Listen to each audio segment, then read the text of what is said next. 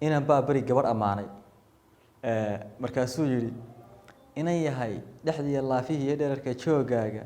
xubnahaagan wada dheeli tiran in la kala dhaafin sida eebahay kuu dhigdhigay waan la dhaygagay Soomaali dhaladay naftaada dhiirigelisa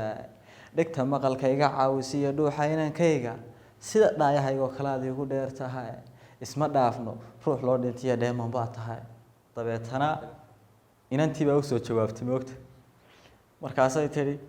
siduu dhiida uga soo xidhiya fooda iyo dhoorka siduu lacagta ii siiyay iyo gacan furnaantiisa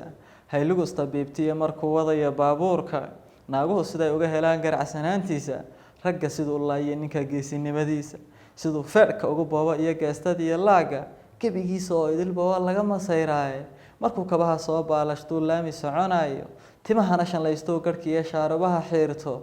wiil hoog la moodiyo naftu wax u tarayaa bay tiri wassalaamu calaykum waraxmatullaahi wabarakaatuh